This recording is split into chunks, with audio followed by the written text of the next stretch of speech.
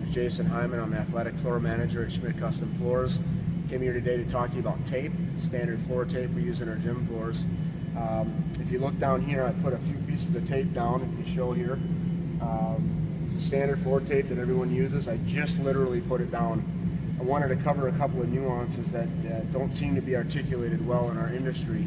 Essentially, tape doesn't pull finish, and that may be different than what most people understand, but tape essentially pulls lips of finish. So I want to articulate today, as your floor takes on moisture and expands and releases moisture in winter, when your heat's on, it'll contract, and that finish lays across the top, and it can elongate across those joints and sometimes fracture. And the tape has a propensity of pulling that finish off. So it's really important to understand what finish you're using, what type of water-based or oil-based finishes you're using, cleaning practices, tape, how long you left it down, if that tape can have an issue if it got wet versus what you've done in the past, etc.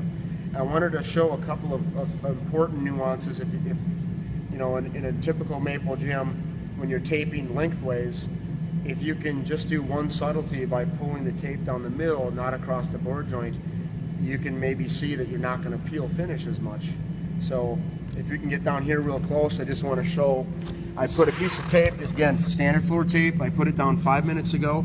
And I want to pull this piece, and it's in between board joints. If you see board joints here, you can actually see slight separation across the joint. And we call that lateral elongation. And it's breaking at the board joint because when the floor releases humidity in the winter, short of humidifying your gym, you'll see that. And it's prevalent in most gyms, mostly over top of painted areas because of the lack of elasticity of paint versus finishes. So, and this is not biased to any one finish or any one tape. It's pretty universal, and unfortunately can happen in any situation, in any circumstance, even if you've had good results in the past. So just to show you here, we'll pull this one up, and I'm going to show you as we go across here.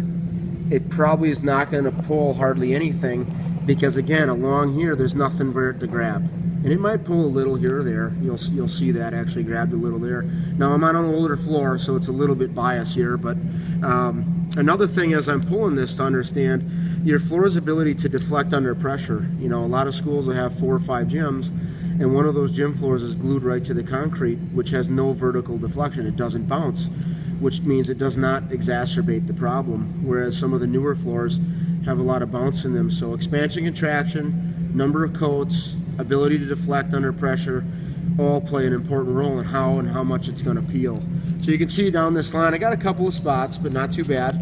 Now I got one right down the middle of a board joint where you can already see here the elongation taking place, and you can see some separation. I want to see if we get a noticeable difference or not. You can already see it kind of pulling right from that board joint, right off of the finish. And again, it doesn't always do it, and time that you leave it on the floor will play a role too. But in consideration, your tape essentially is grabbing those lips. And if I could use an analogy, very similar to putting saran wrap on your table at your house, it's very hard to pull it off in the middle, but if you were to grab it by the edge, it just rips it right off. You can see it might be hard on the camera, but it's pulling everything from the board joint out. You know, because it's grabbing that lip of finish there, and there's a nice big chunk right there. So we'll pull that down.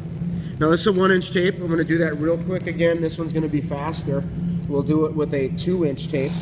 And again, this was just down. Most places you're going to have these down for more than 5 minutes, and that's really where we find problems.